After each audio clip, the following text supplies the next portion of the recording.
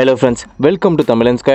இந்த வீடியோவில் நம்ம 1995 ரிலீஸ் ஆன அவுட் பிரேக் அப்படிங்கிற ஒரு சூப்பரான மெடிக்கல் டிசாஸ்டர் ஃபிலிம் பற்றி தான் பார்க்க போகிறோம். ஆல்ரெடி நம்ம வீடியோவில் இப்போ நடக்கிற இந்த வைரஸ் இஷ்யூஸ் பற்றினதும் அதுக்கு ஒரு கவர்மெண்ட் எந்த மாதிரிலாம் ப்ரீகாஷன்ஸை எடுக்கிறாங்க, அதை எப்படி தடுக்கிறதுக்கு போராடுறாங்க, இதை பற்றின வீடியோ நிறைய பார்த்துருந்தோம். லைக் தி ஃப்ளூ பார்த்துருந்தோம், தி பார் அப்படிங்கிற ஒரு மூவி பார்த்துருந்தோம். இப்போ அந்த வரிசையில் அவுட் பிரேக் அப்படிங்கிற இந்த படத்தையும் பார்க்க போகிறோம். அதுக்கு முன்னாடி நம்ம சேனலை புதுசாக பார்க்குறவங்க மறக்காம சப்ஸ்கிரைப் பண்ணுங்க. இந்த படத்தோட டைரக்டர் வொல்ஃப்கங் பெட்டர்சன் அண்ட் இந்த படத்தோட பாக்ஸ் ஆபீஸ் கலெக்ஷன் பாத்தீங்கன்னா 186.9 மில்லியன் ஆஃப் USD. படத்தோட இந்த ஃபர்ஸ்ட் சீன்ல ஆப்பிரிக்கன் ஜங்கிள் பகுதிகளில் மொட்டபா ரிவர்னு ஒரு பகுதி இருக்கு. அந்த ரிவருக்கு பக்கத்துல ஒரு போர் நடக்குது. அங்க இருக்கிற ராணுவத்துக்கும் அங்க இருக்கிற தீவிரவாதிகளுக்கும் இடையே ஏற்படுற போர். இதுல எக்கச்சக்கமான பேர் இறந்து போயிடுறாங்க. அதுல இந்த ராணுவத்துல இறந்து போனவங்களை கணக்கெடுக்கும் போது அந்த போரால இறந்து போனவங்களை விட அங்க ஏதோ ஒரு ஃபீவர் லைக் ஒரு வைரஸ் பரவி அதால இறந்து போனவங்களோட எண்ணிக்கை அதிகமா இருக்கிற மாதிரி அவங்க கண்டுபிடிக்கிறாங்க.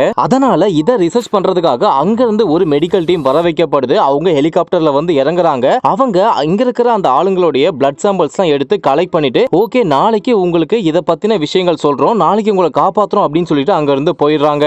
அடுத்த நாள் அங்க ஒரு ஹெலிகாப்டர் வரவழைக்கப்படுது. அந்த ஹெலிகாப்டர் கீழே வந்து இவங்க எல்லாரையுமே காப்பாத்தி கொண்டு போகும் அப்படின்னு நினைக்கும் போதுதான் மாறா அங்க இருக்கிற ஆளுங்க மேலேயே ஒரு பெரிய நியூக்ளியர் பாம்பை தூக்கி போட்டு அந்த இடத்தையே சுக்குநூறா அப்படி சதைச்சிட்டு அந்த ஹெலிகாப்டர் போயிடுது. ஏன்னா அங்க இருக்கிற வைரஸ் உள்ளூர் மக்களை அப்புறம் அங்க இருக்கிற எல்லாரையுமே தாக்கும். சோ இதனால இங்க இருக்கிறவங்க அழிஞ்சு போனா யாருக்கும் எந்த பிரச்சனை இல்லை அப்படின்னு சொல்லிட்டு அந்த பாம்பை போட்டு இருக்கிற எல்லாரையுமே அழிச்சிடுறாங்க. பட் அங்க இருந்த சில குரங்குகள் மட்டும் தாவி தப்பிச்சு வேற இடத்துக்கு போயிடுது. இப்போதான் இந்த டைட்டில் கார்டை போடுறாங்க. இப்போ கரெக்டா 28 வருஷத்துக்கு அப்புறம் 1995 காட்டுறாங்க. இங்க ஒரு வைராலஜிஸ்டா நம்ம ஹீரோ இருக்காரு. அவரு இந்த புதுசா உருவார வைரஸை பத்தின ஆராய்ச்சிகளையும் அதுக்கு தேவையான வேக்சின்ஸ் ரெடி பண்றது இந்த மாதிரியான வேலைகளை அவர் பார்த்துக்கிட்டு இருக்காரு. அவரை அங்க இருக்கிற ஒரு பெரிய ஆபீசர் கூப்பிட்டு ஜைர் அப்படிங்கிற ஒரு பகுதியில காரணமே தெரியாம நிறைய பேர் இறந்து போயிட்டாங்களா, அதை போயிட்டு என்னன்னு சொல்லிட்டு ஆராய்ச்சி பண்ணிட்டு வாங்க அப்படின்னு சொல்லிட்டு ஹீரோ கூட 2 பேரை சேர்த்து அவங்க அந்த ஹெலிகாப்டர்ல அனுப்பி வைக்கிறாரு. நம்ம ஹீரோவும் ஜைர் அப்படிங்கிற அந்த பகுதிக்கு போனதுக்கு அப்புறம் உள்ள போயிட்டு பாக்குறாரு. காரணமே இல்லாம அங்க எல்லாருமே இறந்து போய் கிடக்குறாங்க. நம்ம ஹீரோ கூட வந்த டீம் எல்லாத்தையுமே அதை பாக்குறாங்க. அங்க இருந்து அந்த பிளட் சாம்பிள்ஸ் எடுத்துக்கிறாங்க.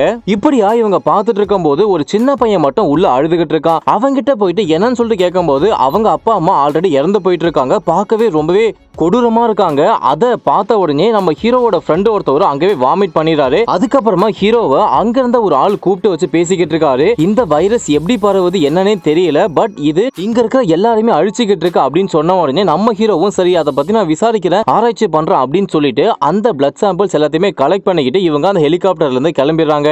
அதுக்கப்புறமா ஹீரோ அங்க ஒரு ஹெட் ஆபீசர் இருப்பாரு, அவர் ஜெனரல் சொல்லுவாங்க. அவர்கிட்ட போயிட்டு இவர் பார்த்த எல்லா விஷயமே சொல்லிக்கிட்டு இருக்காரு. இந்த பக்கமா அந்த ஆப்பிரிக்கன் ரிவர்ல இருந்து தப்பிச்சு போன ஒரு குரங்க பொறி வச்சு ஒருத்தவங்க பிடிக்கிறாங்க.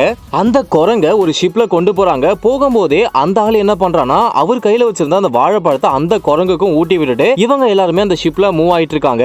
ஒரு பக்கம் ஹீரோயின் அவங்க ஏதோ ஒரு ஒர்க்குக்காக அவங்களுடைய வீட்டுல இருந்து இன்னொரு பகுதிக்கு போறாங்க.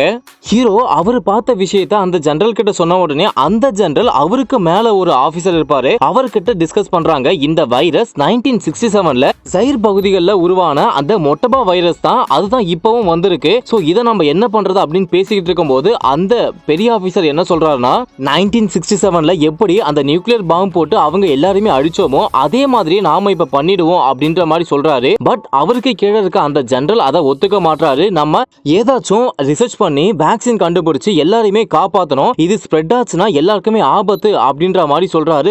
ஆனா அந்த பெரிய ஆபீசர் இதை கேட்கற மாதிரி தெரியல. அவருடைய அந்த அழிக்கிறதுலயே தான் அவர் குறியா இருக்காரு. இப்போ ஷிப்ல கொண்டு வரப்பட்ட அந்த குரங்கு அங்க இருக்கிற ஹார்பருக்கு வருது. அங்க ஜிம்போ அப்படின்ற மாதிரி ஒருத்தவன் இருக்கான். அவன் போயிட்டு அந்த குரங்க விலைக்கு வாங்கி கார்ல கொண்டு போய்கிட்டு இருக்கான். அப்போ அந்த குரங்கு தண்ணி குடிச்சிட்டு அவன் மேலேயே துப்புது. இதெல்லாம் பார்த்த உடனே இந்த குரங்கு பயங்கரமா சேட்டை பிடிச்சது போல அப்படின்ட்டு அங்க இருக்கிற ஒரு பெட் ஷாப்ல அந்த குரங்க விலைக்கு வித்துட்டு இவன் கிளம்பிடுறான். ஆனா அந்த குரங்கு பாத்தீங்கன்னா அந்த பெட் ஷாப் ஓனரையும் பூரி விட்டுக்கிட்டு அவர் கையில ரத்தம் வர அளவுக்கு அது பண்ணிடுது. சோ இதனால அவரும் காண்டாகிட்டு அந்த குரங்க திரும்பவும் எடுத்துட்டு போயிட்டு அந்த காட்டிலேயே விட்டுறாரு. வருது. இப்போ அந்த குரங்க அந்த ஹார்பர்ல விலைக்கு வாங்கினவன் அவன் ஜிம்போ, அவன் இங்க இருந்து அந்த வைரஸ் எல்லாம் தொத்திக்கிட்டு பிளைட்ல போர்பனுக்கு போறான். போர்பன் போனதும் அவனுடைய கேர்ள் ஃபிரெண்ட் மீட் பண்றாங்க, 2 பேரும் கிஸ் பண்ணிக்கிறாங்க. இதனால இவனுக்குள்ள இருந்த அந்த வைரஸ் அவனுடைய கேர்ள் ஃபிரெண்டுக்கும் அஃபெக்ட் ஆயிடுது. இந்த பக்கம் அந்த பெட் ஷாப் ஓனருக்கும் அந்த வைரஸ் அஃபெக்ட் ஆயிடுது. சோ இப்போ அந்த ஜிம்போ, அவனுடைய கேர்ள் ஃபிரெண்ட், இந்த பெட் ஓனர், இவங்க 3 பேர் தான் ஸ்டார்டிங்ல இந்த வைரஸ் அஃபெக்ட் ஆனதா அவங்க போயிட்டு அந்த ஹாஸ்பிட்டல்ல அட்மிட் ஆகுறாங்க. இதுல அந்த ஜிம்போ அப்படிங்கிறவன் இறந்து போயிடுறான். இந்த பக்கம் ஹீரோவும் அந்த ஜெனரலும் பேசிக்கிட்டு இருக்காங்க. நீங்க காட்டுக்கு போயிட்டு வந்ததுக்கு அப்புறம் தான் நீங்க ஏதாச்சும் பாதுகாப்பான முறையில போகலையா, எதனால இந்த வைரஸ் இங்க அஃபெக்ட் ஆகுது அப்படின்ற மாதிரி பேசிக்கிட்டு இருக்காங்க. இப்போ அந்த பெரிய ஆபீசர் இந்த நியூக்ளியர் பாம்பு போட்டு கொலை பண்ணலாம்னு சொன்னால அவன் கால் பண்ணி, இதுக்கு ட்ரீட்மெண்ட் பண்றதெல்லாம் சரியாகாது, நீங்க எல்லாரையும் ஒன்னா போட்டீங்கன்னா எல்லாருக்குமே தான் இந்த மாதிரி பிரச்சனை வந்துகிட்டே இருக்கும், அவங்கள நான் பாத்துக்கிறேன் அப்படின்னு சொல்லிட்டு நம்ம ஊர்ல எப்படி இப்போ லாக்டவுன் 144 இந்த மாதிரி போடுறாங்களோ அந்த பகுதிகளிலும் ஃபுல்லா 144 அனௌன்ஸ் பண்றாங்க. யாருமே வெளியே வரக்கூடாது, எந்த தேவைக்காகவும் யாரும் வெளியே வரக்கூடாது அப்படின்ற மாதிரி பயங்கரமா ஸ்ட்ரிக்டா சொல்லிடுறாங்க. அது மட்டும் இல்லாம அங்க இருந்த ராணுவ படைகள் எல்லாருமே வந்து மக்கள் யாரும் வெளியே வரக்கூடாது அப்படின்னு பயங்கரமா அவங்க ப்ரொடெக்ட் பண்ணிடுறாங்க. கட் பண்ணிட்டு அடுத்த சீன்ல ஒரு தியேட்டர் காட்டுறாங்க. அதுல ஒருத்தவன் தும்புறான். அவன் தும்பன உடனே காத்துல அவனுக்குள்ள இருந்த வைரஸ் இருக்கிற எல்லாருமே அஃபெக்ட் பண்ற மாதிரி காட்டுறாங்க. அவன் ஹாஸ்பிட்டல்ல போயிட்டு அட்மிட் ஆகுறான். பட் அந்த ஹாஸ்பிட்டல்ல எக்கச்சக்கமான பேர் இந்த வைரஸ் எல்லாம் அஃபெக்ட் ஆகிட்டு அங்க அவங்க அட்மிட் ஆகியிருக்காங்க. டாக்டர்ஸ், அங்க இருக்கிற ஆளுங்க எல்லாருமே பயங்கரமா குழம்பி போறாங்க. இது என்ன வைரஸ், எப்படி வந்தது, இது எப்படி கண்ட்ரோல் பண்றது அப்படின்னு தெரியாம அவங்க திக்குமுக்காடி போறாங்க. கூடவே அந்த ஹாஸ்பிட்டல்ல தான் ஹீரோயினும் வந்து அங்க இருக்கிற பேஷண்ட்ஸ்க்கு அவங்க ட்ரீட்மெண்ட் பண்ணிக்கிட்டு இருக்காங்க. கட் பண்ணிட்டு அடுத்த சீன்ல ஹீரோ போயிட்டு அந்த ஜெனரல் கிட்ட இந்த வைரஸோட ஸ்டார்டிங் புள்ளி எதுன்னு எனக்கு தெரியல, அதை கண்டுபிடிக்கணும் பெர்மிஷன் கேக்குறாரு. அவங்களும் ஓகே சொல்லிடுறாங்க. நம்ம ஹீரோவுக்கு தெரியுது இந்த வைரஸோட ஸ்டார்டிங் அஃபெக்ட் ஆனவர் அந்த பெட் ஷாப் ஓனர் தான். அவருடைய கேஸ் தான் ஃபர்ஸ்ட் ஃபைல் ஆகி இருக்கும். அந்த இடத்துக்கு நம்ம ஹீரோயினும் அவருடைய ஃப்ரெண்டும் போறாங்க. அங்க போய் பார்த்ததும் ஒரு குரங்கு பயங்கரமா துடிச்சிட்டு கிடக்கு. அதனுடைய நடவடிக்கைகளை ஆராய்ச்சி பண்ணதும் நம்ம ஹீரோயின் சொல்லிடுறாங்க, இது 1967ல உருவான மொட்டபா வைரஸோட வெனதான் இதை போட்டு படுத்திக்கிட்டு இருக்கு அப்படின்னு சொன்ன உடனே நம்ம ஹீரோ ஒரு பக்கம் போயிட்டு அந்த ஷிப்ல ஒரு குரங்கு வந்திருக்கும், அதை பிடிச்சவன் யாரு, அதுக்கப்புறம் ஹார்பர்ல அது யாருக்கிட்ட கை மாறுச்சு, இது எல்லாத்தையுமே அவங்க அந்த டாக்குமெண்ட்ஸ் அந்த டீடைல் வச்சிருப்பாங்க. அது மூலியமா அவன் கண்டுபிடிச்சிடறான்.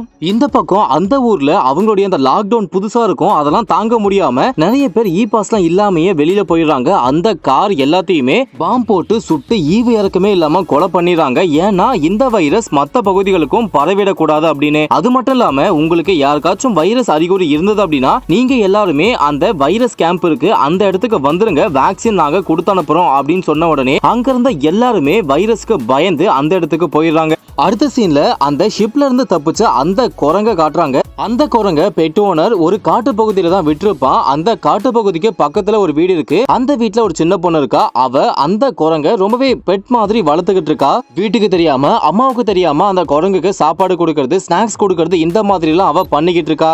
இந்த பக்கம் அந்த பெரிய ஆபீசர் ஜெனரல் கிட்ட அங்க இருக்கிற அந்த மெடிக்கல் கேம்ப் ஃபுல்லாவே நம்ம பாம்பு போட்டு சாகடிச்சிடலாம், வைரஸ் அப்பதான் பரவாது அப்படின்னு அவன் சாகடிக்கிறதுலயே குறியா இருக்கான். ஒரு பக்கம் ஹீரோயின் அவங்க கூட ஒர்க் பண்ண ஒருத்தவங்களுக்கு இந்த வைரஸ் இன்ஃபெக்ட் ஆயிடும். அவங்களுக்கு ஒரு வைரஸ் ஊசி போடுறதுக்கு பதிலா தன்னோட கையில தெரியாமையே அவங்க வைரஸ் அந்த ஊசியை குத்திக்கிறாங்க.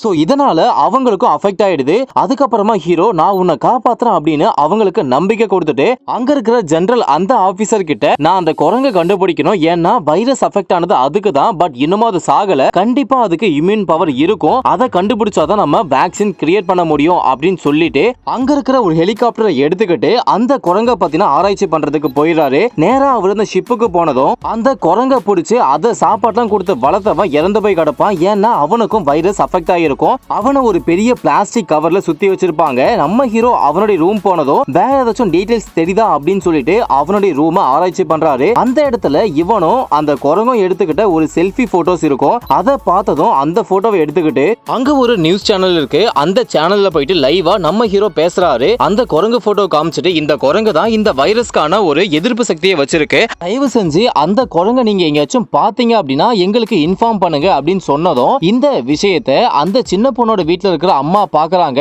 அந்த அம்மாவுக்கு தெரிய வந்துருது தன்னோட பொண்ணு அந்த குரங்குக்கு ஸ்நாக்ஸ் ஃபிளாக்ஸ் வைக்கிறது, அதை கூட பழகிறது எல்லாத்தையுமே இவங்க இந்த போலீஸ்க்கு சொல்லிடுறாங்க.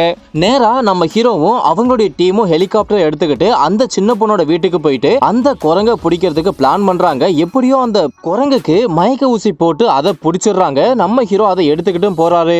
இதுக்கு நடுவுல அந்த பெரிய ஆபீசர் எல்லாரையுமே அழிக்கணும்னு நினைச்சுக்கிட்டு இருக்கவன் 2 ஹெலிகாப்டர் அனுப்பி ஹீரோவை கொலை பண்றதுக்கு அவன் பிளான் பண்றான். ஏன் அப்படின்னா 1967ல இந்த மாதிரி நியூக்ளியர் பாம்பை போட்டு அங்க இருந்த எல்லாருமே கொலை பண்ணது அந்த ஆபீசர் தான். ஹீரோ இதை எல்லாத்தையுமே ஆராய்ச்சி பண்ணி கண்டுபிடிச்சிட்டானா நாம பண்ண கூட்டு எல்லாமே வெளியே வந்துருமே அப்படின்ட்டு ஹீரோவை அழிக்கிறதுக்கு அவன் துடிச்சுக்கிட்டு இருக்கான். ஹீரோ ஒரு காட்டுக்கு நடுவுல ஒரு பாம் போடுறாரு. அந்த பாம்ல இந்த ஹெலிகாப்டர் எரிஞ்சு போச்சு அப்படின்னு அவங்கள நம்ப வச்சுட்டு ஹீரோ ஓட்டிட்டு போன இந்த ஹெலிகாப்டரை கொஞ்சம் கீழே யாருக்குமே தெரியாத அளவுக்கு ஓட்டிட்டு போயிட்டு நம்ம ஹீரோயின் இருக்கிற இடத்துக்கும் போயிடுறாங்க. இப்போ நம்ம ஹீரோ கையில அந்த வேக்சினும் இருக்கு. அதை ஹீரோயினுக்கு ஃபர்ஸ்டா இன்ஜெக்ட் பண்ணிடுறாரு. அவங்களும் பழிச்சிடறாங்க. இந்த பக்கம் அந்த பெரிய ஆபீசர் நீங்க கண்டிப்பா அந்த கேம்ப் அடிச்சே ஆகணும் அப்படின்ட்டு ஒரு ஹெலிகாப்டர்ல பெரிய நியூக்ளியர் பாம்பை செட் பண்ணி அதை எடுத்துட்டு போயிட்டு டாப்ல இருந்து அந்த பகுதியில போடுங்க அப்படின்னு சொல்லிட்டு அனுப்பி வைக்கிறாரு. பட் நம்ம ஹீரோ அந்த ஹெலிகாப்டருக்கு ஆப்போசிட்ல நின்னுக்கிட்டு நாங்க வேக்சின் கண்டுபிடிச்சிட்டோம், யாரையுமே அழிக்காதீங்க அப்படின்ற மாதிரி சொல்றாரு. பட் அவங்க எங்களுக்கு மேலெடுத்த உத்தரவு நாங்க கண்டிப்பா பண்ணிதான் ஆகணும் அப்படின்ட்டு அவங்க அந்த பாம்பு போடுறதுலே குறியா இருக்காங்க. நம்ம ஹீரோ எவ்வளவோ டைவர்ட் பண்றாங்க. ஆனா அந்த நியூக்ளியர் பாம்பை போட்டுறாங்க. எங்கன்னு பாத்தீங்கன்னா அந்த கேம்புக்கு மேல கிடையாது, பக்கத்துல இருந்து அந்த கடல்ல தூக்கி போட்டுறாங்க. இத பார்த்த உடனே அந்த பெரிய ஆபீசர் இவங்களுக்கு போன் பண்ணி எதுக்காக கடல்ல போட்டீங்க அப்படின்னு கேக்குறாங்க. அப்போதான் சொல்றாங்க ஹீரோ வந்து டைவர்ட் பண்ணாரு, அதனால கடல்ல போட்டோம் அப்படின்னு ரொம்பவே நக்கலா அவங்க பதில் சொன்ன உடனே சரி பரவாயில்ல இன்னொரு லோடு பண்ணிட்டு நீங்க அதுக்கப்புறமா போயிட்டு அந்த கேம்ப் மேல போடுங்க அப்படின்ற மாதிரி திரும்பவும் இன்ஸ்ட்ரக்ஷன் கொடுக்குறாரு.